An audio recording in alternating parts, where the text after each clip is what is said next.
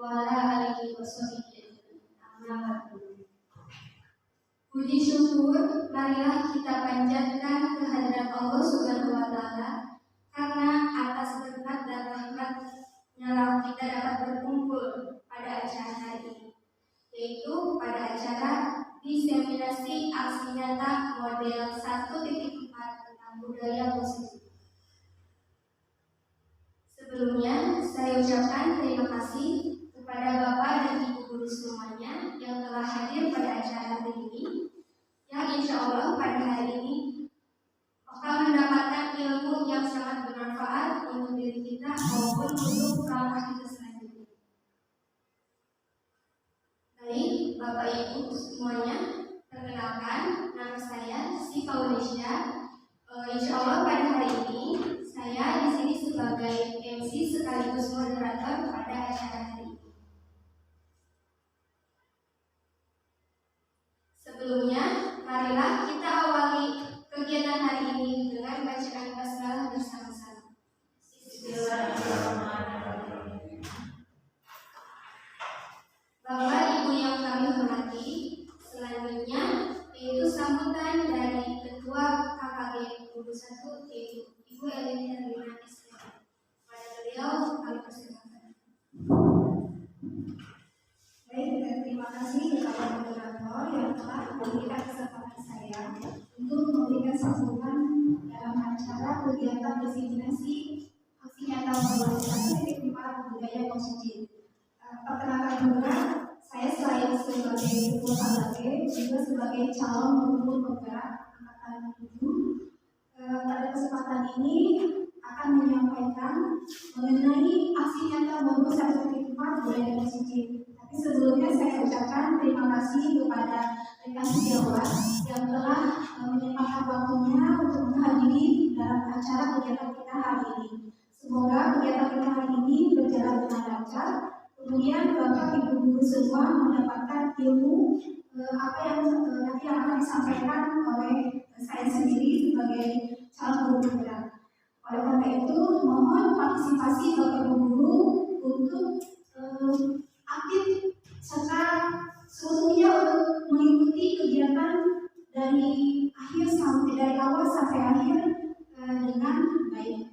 Saya teruskan kembali kepada moderator untuk melanjutkan acara. Terima kasih kepada moderator. Untuk selanjutnya, mungkin mempersingkat waktunya ya Pak. Bapak Ibu yang kami hormati, acara selanjutnya yaitu masuk ke sesi materi, yaitu yang akan dipaparkan oleh Ibu Elin Herlina, yaitu beliau adalah ibu guru yang hebat. Selain jadi ibu guru yang hebat, beliau juga menjabat sebagai ketua KKG. Kemudian beliau juga calon guru penggerak. Langsung saja kita sambut Ibu dan Herlina SPM. Kami persilakan. Terima kasih. Untuk selanjutnya di sini saya sebagai calon guru penggerak mengundang Bapak Ibu guru di pusat ini untuk berbagi visi baik. Di sini saya akan menyampaikan tentang definisi aksi nyata modul 1.4 budaya positif. Selanjutnya,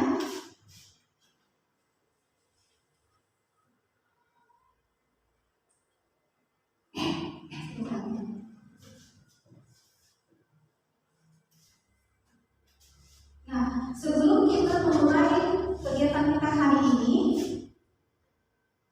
sebaiknya kita membuat kesepakatan kelas dulu ya Bu. Ini adalah kesepakatan kelas kita. Yang pertama, hadir seutuhnya, kemudian bergantian ketika berbicara, berpartisipasi aktif, menghormati pendapat perbedaan dapat diterima atau ada masukan yang lainnya untuk kesepakatan kelas kita atau cukup? Baik, terima kasih, cukup ya. Ini adalah kesepakatan kelas kita. Jadi kita hadir seutuhnya, kemudian bergantian ketika berbicara, berpartisipasi aktif, dan menghormati perbedaan pendapat. Jadi saya akan lanjutkan.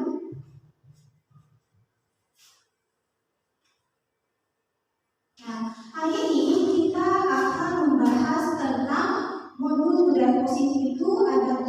Yang pertama tentang perubahan paradigma belajar, disiplin positif, motivasi perilaku manusia, kebutuhan dasar, segitiga restitusi, keyakinan kelas, dan posisi kontrol restitusi. Nah, ini modul ini yang akan kita pelajari hari ini. Semoga apa yang saya sampaikan bermanfaat dan ada tindak lanjut bagi Bapak Ibu guru dan bagi saya sendiri sebagai guru masa kini, ya.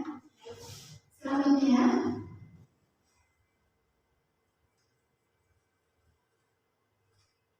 nah, yang pertama kita akan membahas tentang perubahan paradigma.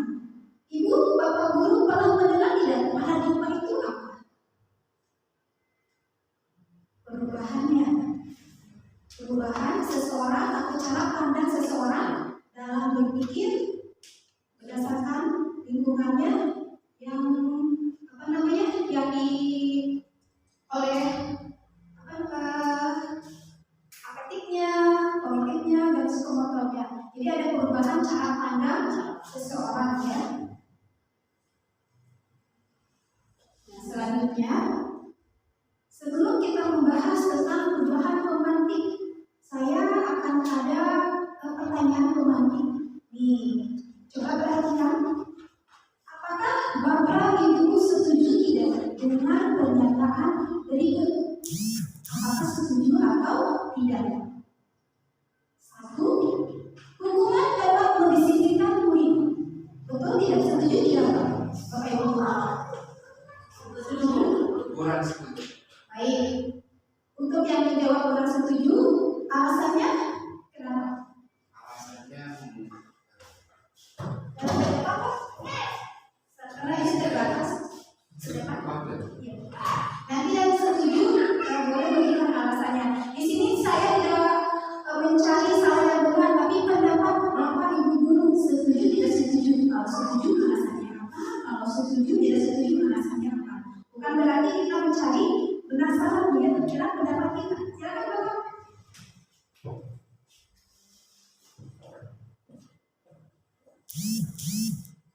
Terima kasih kepada Bu Edi yang telah memberikan pernyataan pemantik mengenai nomor 1, hukuman dapat mendisiplinkan. Saya tidak menyatakan saya tidak setuju, tapi saya menyatakan pernyataan Ibu itu dalam poin 1 saya kurang setuju karena hukuman bukan salah satu cara kita untuk mendisiplinkan murid. Itu mungkin alasannya karena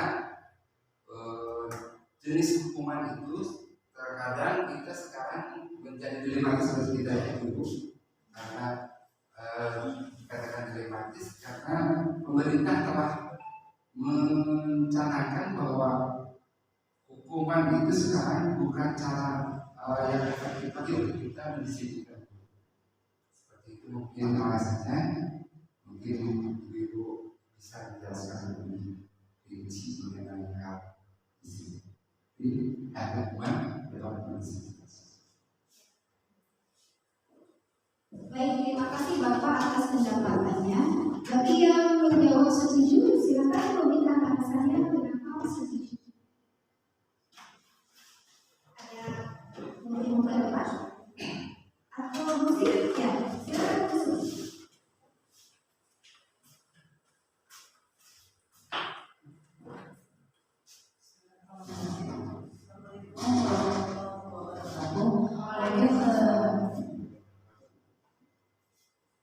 Saya akan menanggapi dari jawaban Profesor. Mungkin pendapat saya setuju tentang hukuman dapat mendisiplinkan murid itu. Mungkin di sini yang dapat ditarik adalah hukuman yang positif, bukan hukuman pada umumnya.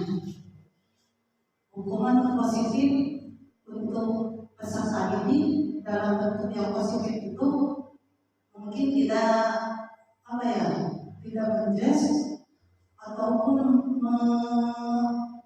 membuat si anak langsung down gitu ya, tetapi hukuman positif yang membuat si anak itu berpikir kenapa guru memberikan hukuman seperti itu, apa yang membuat saya diberikan hukuman oleh guru. Jadi berpikir si anak itu kenapa ya saya diberi hukuman seperti itu, apa yang harus saya lakukan untuk mengantisipasi bagaimana caranya supaya guru tersebut tidak kasih hukuman yang negatif. Mungkin seperti itu tanggapan dari saya. Assalamualaikum warahmatullahi wabarakatuh. Baik, saya ucapkan terima kasih kepada Pak Dasar dan Pak Sendiri yang telah memberikan tanggapannya mengenai pertanyaan tadi. Untuk yang kedua, pemberian hukuman dengan hal positif seperti membaca atau membersihkan halaman sekolah dapat meningkatkan disiplin murid. Setuju atau tidak setuju? Menurut Bapak bagaimana? Bapak Ibu Guru? Kemudian yang ketiga, memberikan penghargaan dapat meningkatkan motivasi belajar murid. Setuju atau tidak setuju? Ya. Pasti Bapak Ibu Guru memiliki jawabannya masing-masing. Ada yang setuju dan tidak setuju. Mari kita samakan konsepsi kita tentang disiplin berikut ini. Mengenai nomor 2 dan 3, saya melihat dari wajah-wajah Bapak punya jawabannya sendiri, tapi susah untuk diungkapkan Pak ya. Nah, sekarang kita ungkapkan dengan bahasa.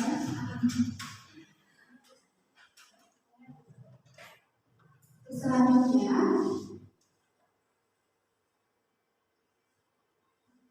perubahan paradigma.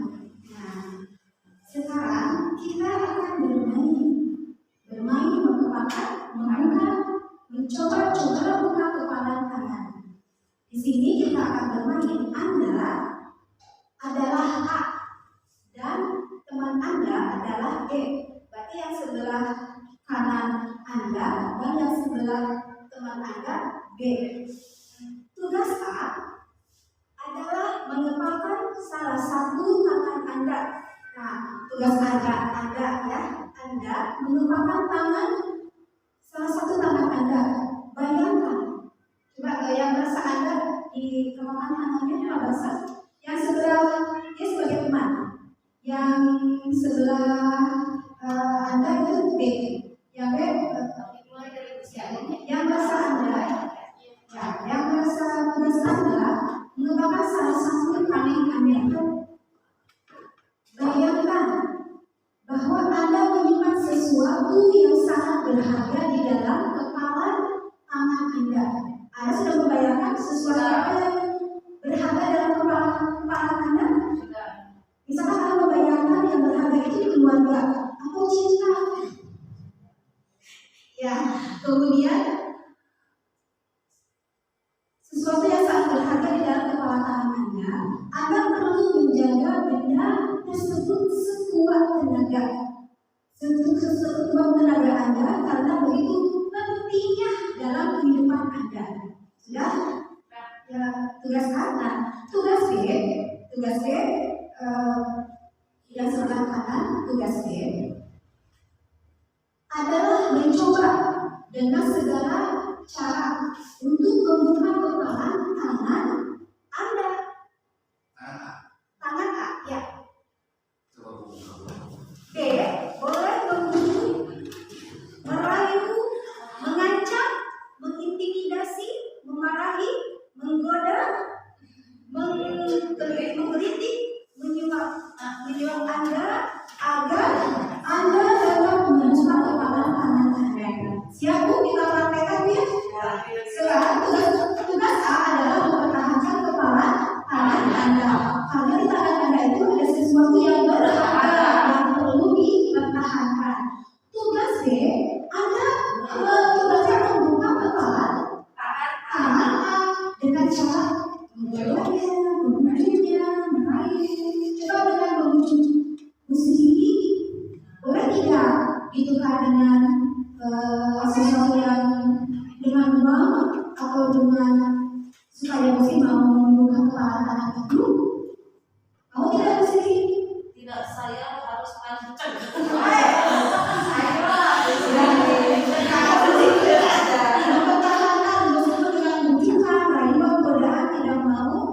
membuka kepalan tangannya. Nah selanjutnya kita bisa secara bergantian. Kita bergantian yang B menjadi tugas A mengepalkan tangannya. Ya, sekarang teman Anda meraihnya. Coba Pak Basar berusaha apakah bisa membuka kepala tangan Ibu Wiwin atau tidak? Coba Pak Basar, godaan, masih ancaman. Bu Wiwin, awas ya kalau tidak dibuka, lalu pasti seperti itu.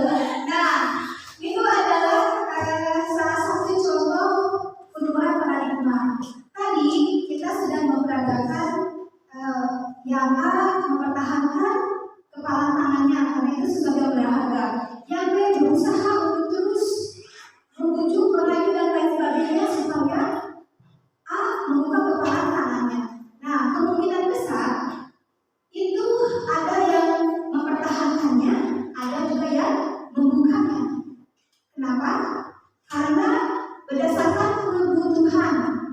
Bedakan kalau lagi butuh, misalkan Ibu Sri lagi butuh uang nih, digoda oleh Bu Siska karena kebutuhan, Bu Sri membuka kepala tangannya karena kebutuhan dasar itu, dia mau membuka kepala tangan itu. Beda lagi kalau misalkan Ibu Wiwin dia mempertahankan kepala tangannya itu karena sesuatu yang berharga. Nah, pertanyaannya, siapa yang bisa mengontrol seseorang? Diri sendiri, apakah orang lain bisa mengontrol? Tidak. Ya, terima kasih ya. Oke, untuk selanjutnya. Nah, tadi kita sudah melakukan kegiatan perubahan paradigma yang sudah saya jelaskan. Mungkin jawabannya ada yang membukanya, ada yang menutupnya sesuai dengan kebutuhan dasar yang orang tersebut mau penuhi. Selanjutnya, nah ini adalah teori kontrol. Bisa dibaca? Tidak. Kalau tidak jelas saya bacakan. Ini adalah teori kontrol oleh Dr. William Gensler dalam kontrol teori yang kemudian hari berkembangnya dan dinamakan choice of theory, meluruskan beberapa konsepsi tentang makna kontrol. Ya, kontrol. Ya, nomor 1, ilusi guru mengontrol murid. Yang pertama, pada dasarnya kita dapat memaksa murid untuk berbuat sesuatu. Jikalau murid tersebut memilih untuk tidak melakukannya, walaupun tampaknya guru sedang mengontrol perilaku murid, hal demikian terjadi karena murid sedang mengizinkan dirinya dikontrol. Ya. Saat itu bentuk kontrol guru menjadi kebutuhan dasar yang dipilih murid tersebut. Nah, teori kontrol ini menyatakan bahwa semua perilaku memiliki tujuannya. Bahkan terhadap perilaku yang tidak disukai. Jadi setiap sesuatu itu pasti akan ada tujuannya. Apa tujuannya murid itu melakukan perilaku seperti itu? Yang kedua, ilusi bahwa semua perbuatan positif, efektif, dan bermanfaat. Perbuatan positif atau bujukan itu adalah bentuk-bentuk kontrol. Segala usaha untuk mempengaruhi murid agar mengulangi suatu perilaku tertentu adalah suatu usaha untuk mengontrol murid tersebut. Dalam jangka waktu tertentu, kemungkinan murid tersebut akan menyadarinya dan mencoba untuk menolak bujukan kita, atau bisa jadi murid tersebut menjadi tergantung pada pendapat sang guru untuk berusaha. Nah, itu termasuk dalam penguatan positif, efektif, dan bermanfaat. Yang selanjutnya, ilusi bahwa kritik dan membuat orang merasa bersalah dapat menguatkan karakter. Maksudnya, itu menggunakan kritik dan rasa bersalah untuk mengontrol murid menuju pada identitas gagal. Mereka belajar untuk merasa buruk tentang diri mereka. dialog ini yang kreatif kadang malah sulit bagi guru untuk mengidentifikasi bahwa mereka sedang melakukan perilaku tersebut. Karena seringkali guru cukup menggunakan suara halus untuk menyampaikan pesan negatif tersebut. Yang selanjutnya, ilusi bahwa orang dewasa memiliki hak untuk memaksa. Betul Bu? Biasanya kalau orang dewasa memiliki hak untuk memaksa. Ya, apalagi kemudian tulis. Kadang-kadang, tapi tidak semua Bu ya. Nah, banyak orang dewasa yang percaya bahwa mereka memiliki tanggung jawab untuk membuat murid-murid berbuat hal-hal tertentu.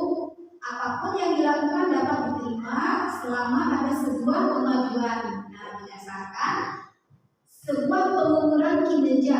Pada saat itu pula, orang dewasa akan menyadari bahwa perilaku memaksa tidak akan efektif untuk jangka waktu panjang dan sebuah hubungan permusuhan akan terbentuk. Biasanya sok pendendamnya kalau anak-anak, kalau kita memaksa, dia mah gak mau kita paksa, ya akhirnya jadi apa gak enak, jadi seperti itu ya.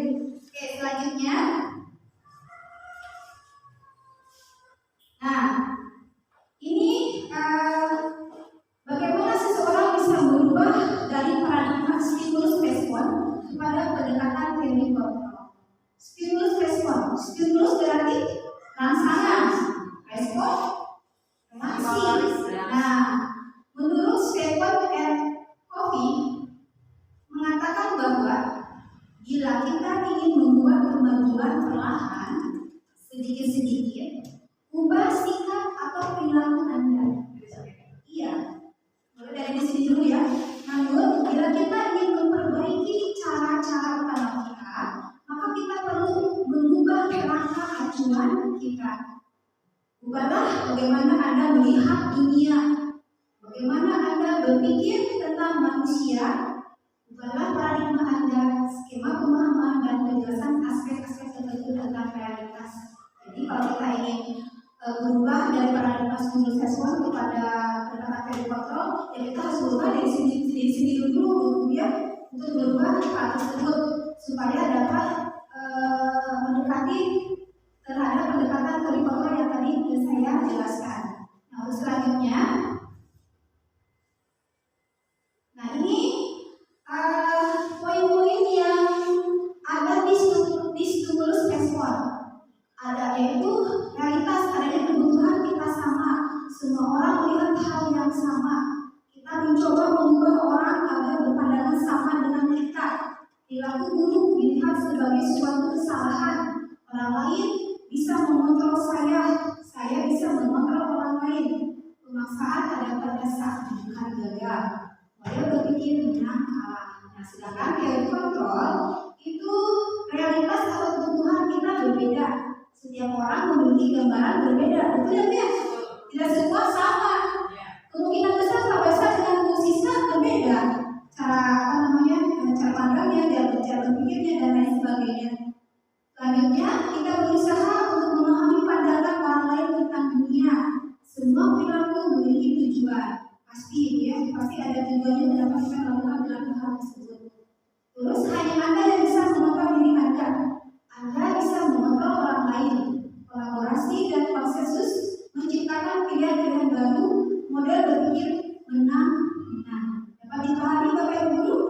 Nah, ini adalah teori kontrol dan stimulus respon. Baik, untuk selanjutnya modul 2 itu tentang disiplin positif. Biasanya Ibu kalau mendengar disiplin itu biasanya berkaitan dengan apa? Dengan ketaatan, kepatuhan, rumah. Nah, baik, kita akan bahas sama-sama. Nah, disiplin positif. Dalam budaya kita, makna kata disiplin itu dimaknai menjadi sesuatu yang dilakukan seseorang pada orang lain untuk mendapatkan kepatuhan. Kita cenderung menghubungkan rasa disiplin itu, kata disiplin itu dengan ketidaknyamanan. Nah, kita sebagai pendidik, tujuan kita adalah menciptakan anak-anak yang memiliki disiplin diri, sehingga mereka bisa berperilaku yang mengacu pada nilai-nilai kebajikan universal dan memiliki motivasi intrinsik bukan eksplisit. Nah, di sini nilai-nilai kebajikan universal itu seperti rasa tanggung jawab, kemudian ketaatan dan lain sebagainya. Kemudian muncul itu harus berdasarkan dari motivasi intrinsik dalam diri sendiri. Dia mau melakukan disiplin diri itu karena dalam diri sendiri, bukan dari pihak orang lain. Dia mau mendisiplinkan diri. Kemudian disiplin positif itu merupakan salah satu cara penerapan disiplin yang bertujuan untuk menumbuhkan kesadaran serta memberdayakan anak untuk melakukan sesuatu tanpa sokongan, ancaman maupun hukuman. Nah, di sini kita ketahui bahwa untuk mendisiplinkan anak itu tidak perlu dengan ancaman karena paksaan atau karena apapun, tetapi mau mendisiplinkan diri dengan kesadarannya sendiri tanpa ada pihak orang lain untuk menyadarkannya supaya berdisiplin positif. Nah, di sini menurut Ki Hajar Dewantara menyatakan bahwa di mana ada kemerdekaan, disitulah harus ada disiplin yang kuat. Sungguh disiplin itu bersifat self-disiplin, yaitu kita sendiri yang mewajibkan kita dengan sekeras-kerasnya, tetapi itu sama saja sebab jikalau kita tidak cakap melakukan self-disiplin, wajiblah penguasa lain mendisiplinkan diri kita, dan peraturan demikian itulah yang harus ada di dalam suasana yang merdeka. Nah, jadi seperti itu menurut Ki Hajar Dewantara. Nah, maksudnya menurut Ki Hajar Dewantara itu yaitu maksudnya itu untuk mencapai kemerdekaan atau dalam konteks pendidikan kita saat ini untuk menciptakan murid yang merdeka sesuai dengan saat ini dia merdeka belajar. Maka syarat utamanya adalah harus ada disiplin yang kuat. Kalau tidak disiplinnya lemah, bagaimana kita akan membudayakan budaya positif atau disiplin positif di sekolah? Kalau disiplin tersebut tidak kuat, berarti harus disiplinnya itu yang harus kuat, yang dapat mendisiplinkan diri, yang memiliki motivasi internal. Jika kita tidak memiliki motivasi internal, maka kita memerlukan pihak lain untuk mendisiplinkan kita atau motivasi eksternal karena berasal dari luar, bukan dari pikiran sendiri. Nah, itu menurut Ki Hajar Dewantara. Selanjutnya, nah ini adalah nilai-nilai kebajikan. Di antara 7 nilai kebajikan ini, mana yang paling ibu tidak asing lagi di telinga ibu? Ya, profil pelajar Pancasila. Inilah nilai-nilai kebajikan yang akan kita terapkan di sekolah, yaitu profil pelajar Pancasila itu ada berapa poin? Yang pertama, beriman kepada Tuhan yang Maha Esa dan bertakwa, beriman dan apapun. Ya, beriman, bertakwa kepada Tuhan yang Maha Esa. Kemudian yang kedua, berkebinekaan global, mandiri, gotong royong, kreatif, ya bernalar, kritis. Nah, itu nilai kebajikan. Untuk nilai-nilai kebajikan lain juga itu sama ingin menerapkan kedisiplinan diri, nilai-nilai yang akan diterapkan di sekolah juga. Tapi kita lebih mengenal tentang profil pelajar Pancasila, ya. Nah, untuk selanjutnya kita akan membahas tentang motivasi perilaku manusia. Motivasi itu kan merupakan dorongan timbul pada diri seseorang secara sadar atau tidak sadar untuk melakukan sesuatu tindakan dengan tujuan yang tertentu. Itu adalah motivasi perilaku manusia. Nah, selanjutnya ini menurut Dian Wesson, teori motivasi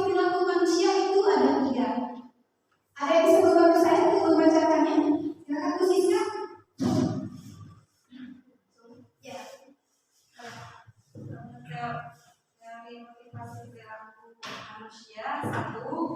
Untuk menghindari ketidaknyamanan atau hukuman. Murid melakukan disiplin diri karena takut dihukum. Nomor 2. Untuk mendapatkan imbalan dari orang lain atau institusi, yaitu murid melakukan disiplin diri karena imbalan. Yang ketiga, untuk menghindari diri sendiri, murid melakukan disiplin diri karena sadar akan nilai kebajikan dirinya. Baik, terima kasih Bu Siska. Nah, itu adalah 3 teori motivasi perilaku manusia menurut Ian Besson. Untuk nomor 1 dan nomor 2 itu merupakan motivasi eksternal, itu dari luar. Dia mau mendisiplinkan diri itu karena ada dorongan dari orang lain. Dalam nomor 1 itu untuk menghindari ketidaknyamanan atau hukuman. Biasanya murid melakukan disiplin diri itu karena takut dihukum.